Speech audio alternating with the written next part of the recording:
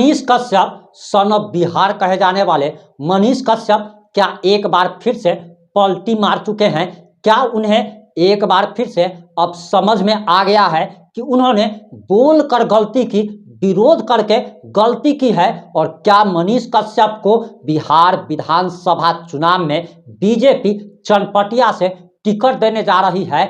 आखिर पूरी खबर क्या है? पूरी खबर इस 5 से 8 मिनट की रिपोर्ट में हम आपको बताने जा रहे हैं।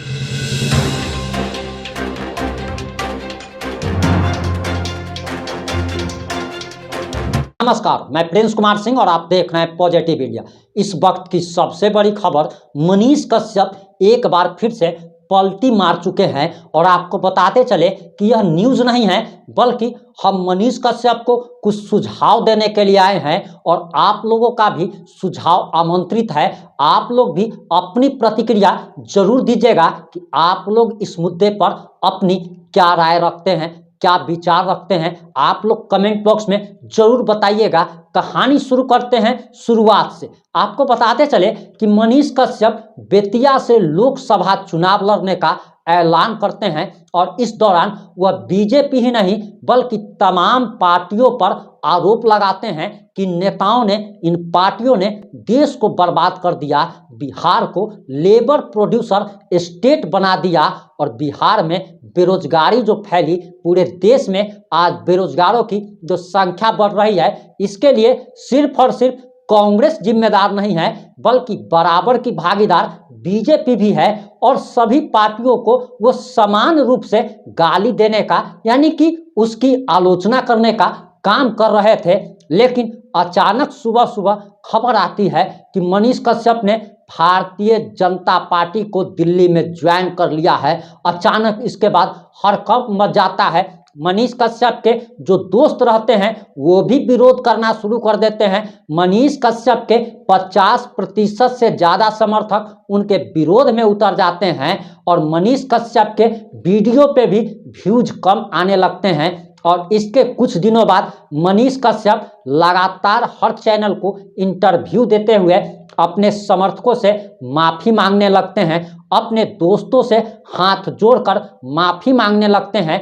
और माफ़ी वो तब मांगने लगते हैं जब उनका फेसबुक अकाउंट हैक हो जाता है। और फेसबुक प्रोफाइल हैक होने के बाद नेशनल 24 टाइम्स को इंटरव्यू देते हुए वो साफ साफ शब्दों में कहते हैं, उन्होंने पॉजिटिव इंडिया को भी इंटरव्यू दिया था और उस समय भी कहा था कि मनोज तिवारी का नाम उन्होंने भले ही ना लिया, लेकिन उन्होंने कहा कि बीजेपी ने उनके साथ छलावा किया है, धोखा देने का काम किया है, पीठ में खंजर घोंपने का काम किया है। यानी कि मनीष कश्यप के साथ जो वादा किया गया था उस वादे को बीजेपी पूरा नहीं कर पाई। और इसके बाद लगातार मनीष कश्यप बीजेपी के विरोध में बोलने लगते हैं। इसके बाद विपिन सर भी सामने आते हैं और मनीष कश्यप का सपोर्ट कर देते हैं और विपिन सर कहते हैं कि जिस व्यक्ति ने माफ़ी मांग ली है वह व्यक्ति गलत नहीं हो सकता।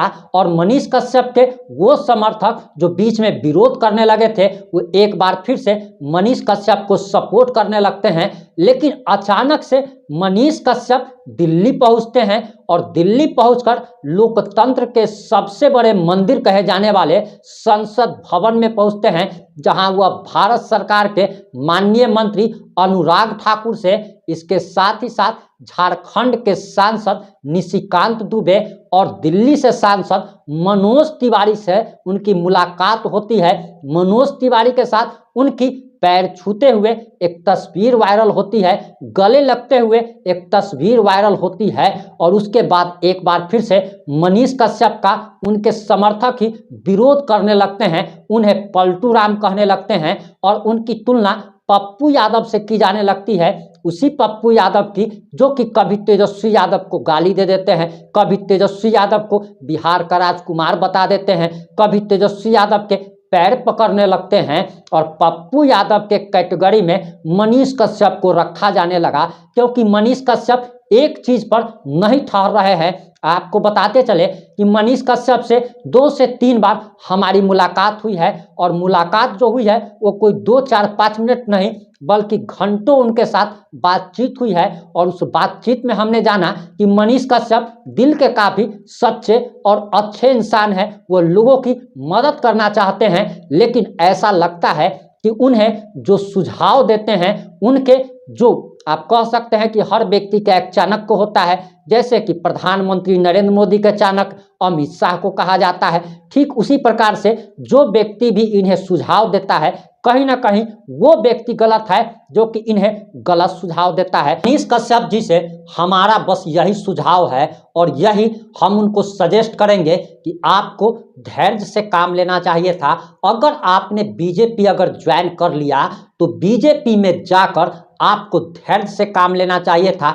मात्र 2 महीने में ही आप ऐसा लगता है कि आप बहुत हड़बड़ी में हैं, आप एक बार में ही प्रधानमंत्री पद तक पहुंचना चाहते हैं, तो ऐसा नहीं होता है। हर काम करने में समय लगता है। ये कोई मैगी नहीं बनाना है कि मात्र 2 मिनट में बन के तैयार हो जाएगा। आप बीजेपी में ही अगर आपने ज्वाइन ही अगर कर लिया तो आपको तुरंत में ही विरोध नहीं करना चाहिए था, बल्कि आपको रहना चाहिए था।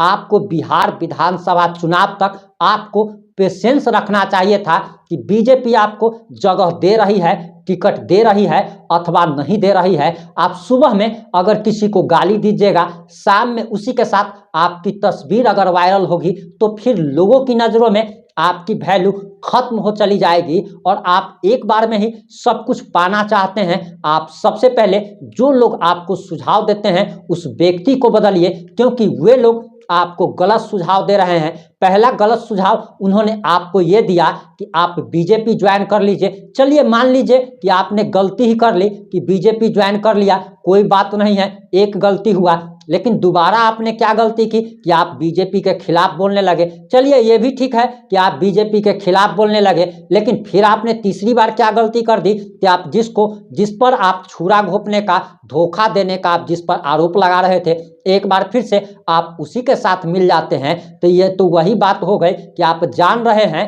कि हम अगर ओखली में अगर सर अगर देंगे तो मूसर हमारे सर पर पड़ेगा। इसके बावजूद और जानने के बावजूद भी आप बार बार ओखली में अगर सर दीजिएगा तो इसको बेवकूफ़ी कहा जाएगा। चलिए आप बार बार अपना पैटर्न चेंज मत कीजिए, क्योंकि हमारे पिताजी का कहना है कि अगर 10-10 फीट अगर आप 10 जगह गड्ढा अगर खोदिएगा तो कहीं से भी पानी नहीं निकलेगा।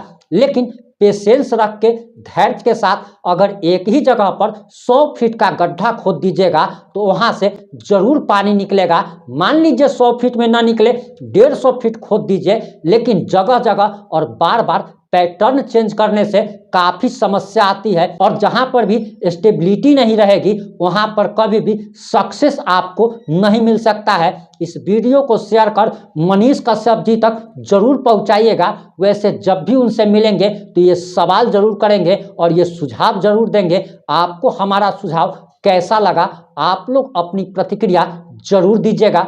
जुड़े रहे हमारे साथ। जय हिंद, जय भारत।